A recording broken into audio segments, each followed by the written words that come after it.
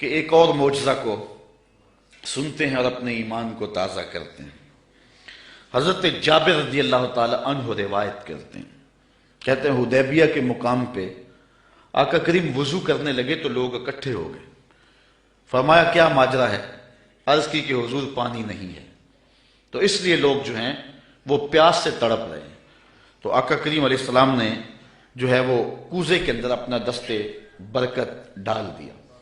اب سنو حدیث کے لفظ، یہ بھی بخاری شریف کی روایت ہے۔ فوضع النبی صلی اللہ علیہ وسلم یدہ فی الرکوہ، حضور علیہ السلام نے اس کوزے میں، اس برتن میں اپنا دست شفا ڈال دیا۔ فجعل الماء یفور بین اصابعہ کامثال العیون، حضور کی انگلیوں سے پانی یوں پھوٹتا تھا جس طرح چشمے نکلتے تھے، یوں پانی پھوٹ رہا ہے۔ قالا فشربنا وتوضانا، کہا کہ ہم نے پانی پیا بھی اور وضو بھی کیا۔ قیل لجابر کم کنتم، راوی نے حضرت جابر سے بھی پوچھا کتنے کو لوگ تھے تم؟ قالا لو کننا مئۃ الف لکفانا، کہا لاکھ بھی ہوتے تو کافی تھا، لاکھ بھی ہوتے تو کافی تھا۔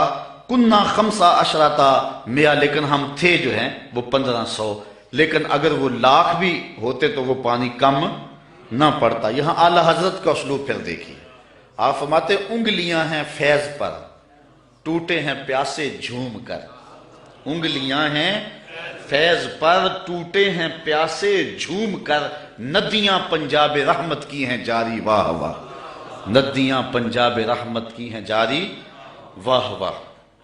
حضرت انس روایت کرتے ہیں، قال نعى النبی صلی اللہ علیہ وسلم زیدا وجعفرا وابن رواحہ للناس قبل ان یاتیہم خبرہم، جنگ موتا پر حضرت نبی رحمت صلی اللہ علیہ وسلم نے صحابہ کو روانہ کیا۔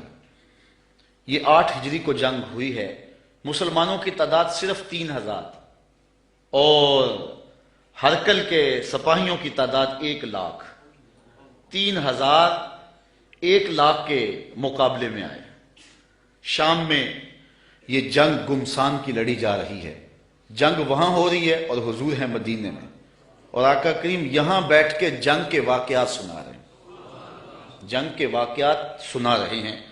تو حضور نے ارشاد فرمایا کہ اخذ رایۃ زید فاصیب، فرمایا جھنڈا اب حضرت زید نے پکڑ لیا، جھنڈا لشکر اسلام کا حضرت زید نے پکڑا ہے۔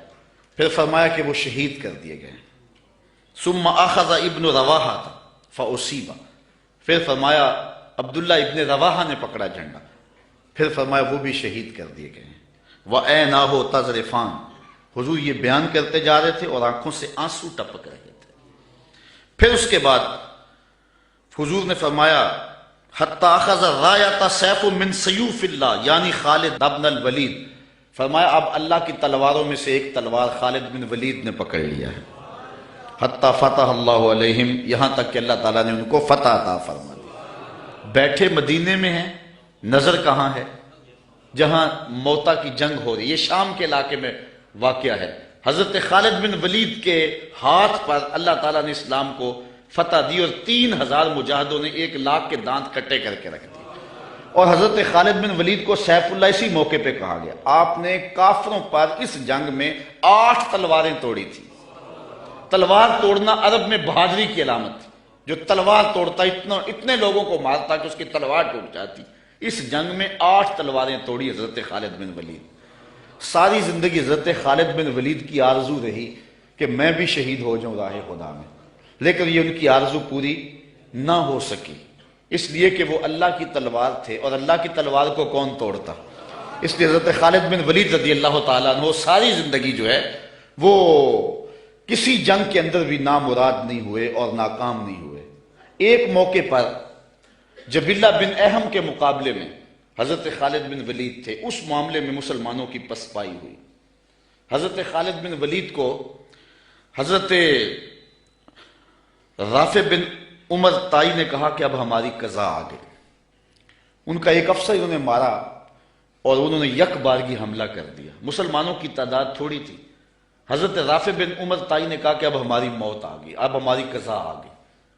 حضرت خالد بن ولید نے کہا کہ واقعی مجھے بھی یوں ہی لگتا ہے، چونکہ میں کسی جنگ میں ناکام نہیں ہوا اور پسپا نہیں ہوا، لیکن آج ہم پسپا ہو رہے ہیں، اس کی ایک وجہ ہے کہ حضور علیہ السلام کے مبارک بال میرے پاس تھے اور میں ٹوپی میں سیے ہوئے تھے اور ہر جنگ میں میرے ساتھ ہوتے تھے.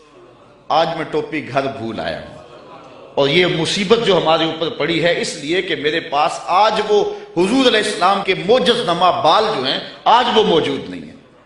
لیکن بندہ مٹ نہ جائے آقا پہ تو وہ بندہ کیا ہے، بے خبر ہو جو غلاموں سے وہ آقا کیا ہے. دور طیبہ سے جب بھی میں تڑپا کبھی ان کو